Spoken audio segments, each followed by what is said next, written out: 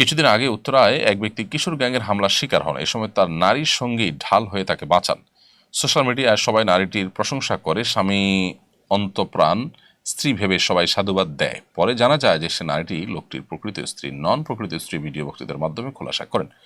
শরীয়তের আলোকে এরকম ত্রিশঙ্কু অবস্থা সম্পর্কে আপনার মন্তব্য জানতে চাই। চমৎকার প্রশ্ন।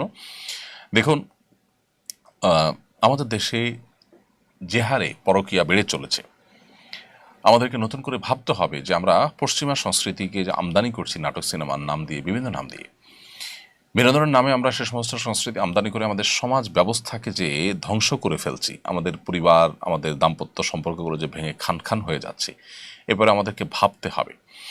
এবং এ ধরনের পরিস্থিতি থেকে উত্তরণের জন্য আমাদের সবাইকে ঐক্যবদ্ধ হতে হবে যে আমরা ভিনদেশী এই সমস্ত অপসংস্কৃতিকে আমরা ওয়েলকাম করব না। আমরা বিনোদনের নামে এই সমস্ত হারামে গা ভাসাবো না। যদি সেটা আমরা না করতে পারি, তাহলে সেক্ষেত্রে পৃথিবীর অনেক দেশ যেরকম তাদের পরিবার ব্যবস্থাপনা ভেঙে পড়েছে, আমরা বোধহয় সেই ধ্বংসের দিকে আমরা পা বাড়াবো, যেটা আমাদের ভালো কোনো পরিণতির দিকে আমাদেরকে নিবে না।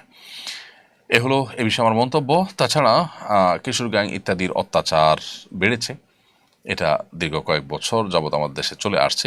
এগুলো নিয়ে আইনের শাসন খুব বেশ ভালোভাবে হওয়া দরকার। শিশুর সংজ্ঞা দিয়ে আপনার সাধারণত আমরা এ ধরনের অপরাধগুলো আপনার অনেক বেশি হওয়ার ক্ষেত্রে ভূমিকা রাখছে নিজেদের অজান্তে হয়তোবা। শিশুর সংজ্ঞাটাকে আরও ঠিক করে, অথবা আইনের যে মারপ্যাচ আছে সেগুলো সংশোধন করে হলেও এদেরকে আইনের আওতায় আনা উচিত এবং দৃষ্টান্তমূলক শাস্তি হওয়া উচিত। তাতে ইনশাআল্লাহ এই ধরনের পরিস্থিতি আশা করা যায় নিয়ন্ত্রণে আসবে।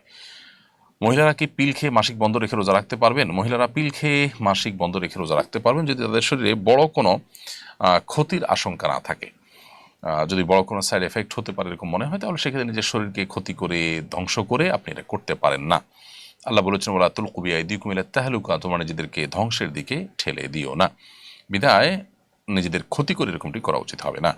আর এমনিতে যদি ক্ষতির কোনো আশঙ্কা না থাকে তাহলে এটি করতে পারেন।